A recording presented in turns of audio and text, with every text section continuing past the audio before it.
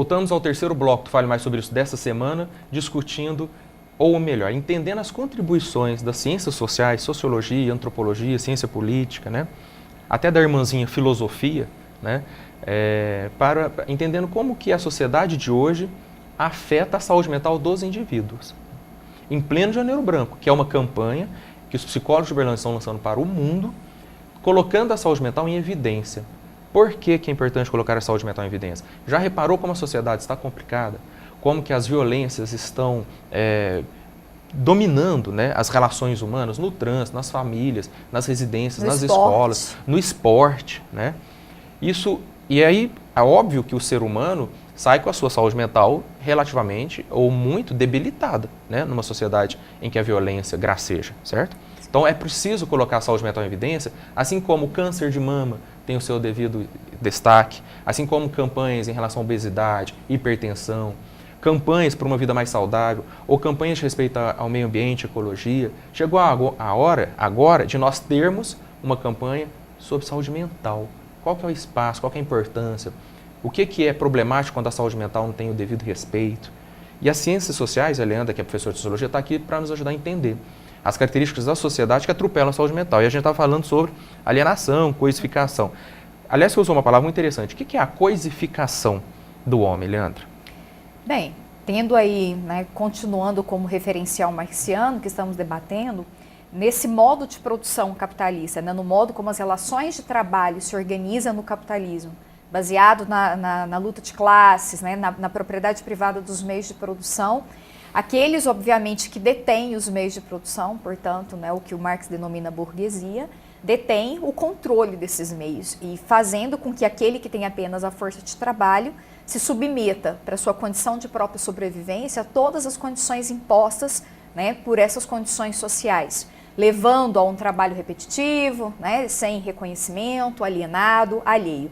Agora, é óbvio que toda a maneira como essas relações se organizam na produção econômica, ela tem desdobramentos, né, no mundo social como um todo.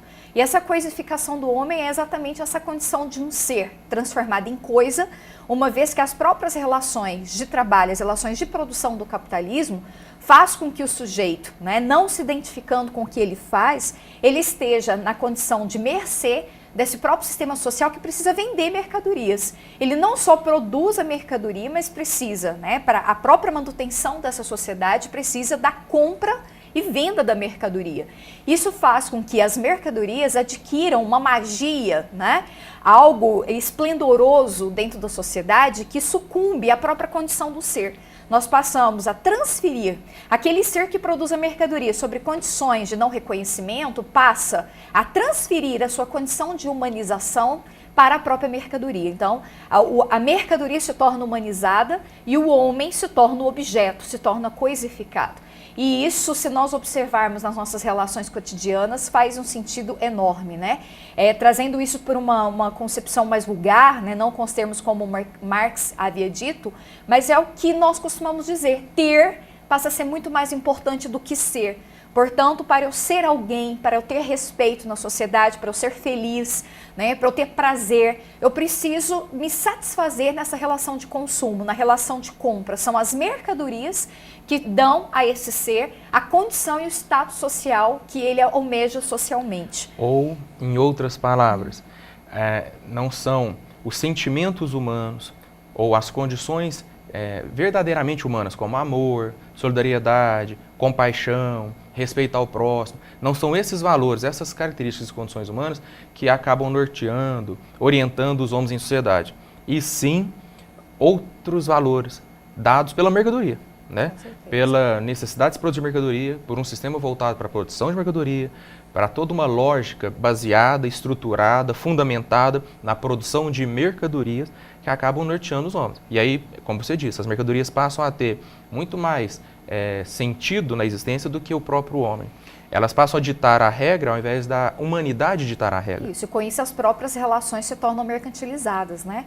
Como o fetiche é essa condição, essa coisificação é uma das grandes características das relações capitalistas, o próprio Marx coloca. Então, as relações humanas, as relações entre as pessoas, passam a ser relações entre coisas.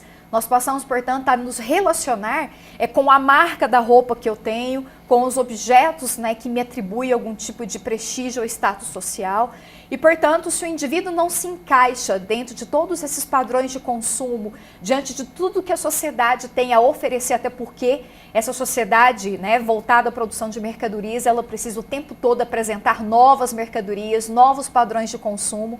E é óbvio que o indivíduo, né, uma vez alienado, não consciente das próprias condições que estão colocadas para ele, passa, eu acho que, sofrer tremendamente para se enquadrar dentro desses padrões de consumo, né? Uma vez que essas relações também se coisificam, se tornam mercantilizadas. E aí quando você fala passa a sofrer, pronto, já está mais do que claro como que tudo isso afeta a saúde mental. Porque onde há sofrimento, onde há angústia exagerada, onde há uma ansiedade, né, desesperada pelo ter ao invés do ser, óbvio que angústia, sofrimento, ansiedade, tudo isso afeta a saúde mental, debilita a saúde mental do indivíduo. Né? E cria-se um grande vazio, né? Porque é óbvio que como essa sociedade do consumo o tempo todo ela precisa se reinventar, impondo novas mercadorias, novos bens, né, para serem consumidos, então a felicidade, uma vez atrelada, né, a todos esses bens de consumo, é algo que nunca se alcança. Exatamente. Porque eu nunca consigo chegar num patamar, né, que a sociedade me satisfará, uma vez que a própria lógica, né, dessa sociedade capitalista que depende o tempo todo do desenvolvimento das forças produtivas, da novidade, da produção de novos bens e mercadorias, então é óbvio que eu nunca vou conseguir alcançar, então, essa felicidade por meio do consumo, né? E isso, se o indivíduo não for consciente dessas próprias condições que ele está inserido, a sua vida se empobrece muito, né? Ele nunca, eu penso aí particularmente numa análise, que ele nunca dá valor ao que de fato ele tem no seu cotidiano, nas suas relações afetivas, se ele não passar a olhar o mundo a partir de um outro viés, senão por meio dessas forças coercitivas que se impõem a ele. Numa sociedade em que mercadoria, produtividade, velocidade de produção, necessidade violenta da novidade, né? Novos produtos, o que é lançado de manhã à tarde está obsoleto. Numa sociedade em que o ter é mais importante do que o ser. Óbvio que não tem espaço para solidariedade, compaixão, amor, respeito, paciência, tolerância, porque o ritmo e a lógica da vida não é o homem, sim a coisa, por isso coisificação. Com certeza. Leandra, o nosso tempo se encerrou e eu espero que o telespectador tenha percebido o quanto que as ciências sociais realmente podem contribuir, né, com as discussões sobre saúde mental. E esse é o propósito de Janeiro Branco. Como que a sua profissão, o seu conhecimento, a sua área de atuação pode entender melhor a sociedade e estar a favor da humanidade e a favor da saúde mental. Eu já te convido para o próximo programa, você está aqui conosco, porque ainda tem outras contribuições, tem outros teóricos, tem o Max Weber, tem o Durkheim, tem o Bauman discutindo, né, a pós-modernidade. Aceita o convite de continuar conosco, falando mais sobre isso? Será um prazer. Legal, muito obrigado, te agradeço e vamos continuar logo. Obrigada. Agradeço também a sua audiência, ajude-nos a divulgar o Janeiro Branco, esteja na caminhada dia 10 de janeiro às 19 horas no Parque do Sabiá, para que a gente dê início a essa série de discussões sobre saúde mental. Muito obrigado e até o próximo programa.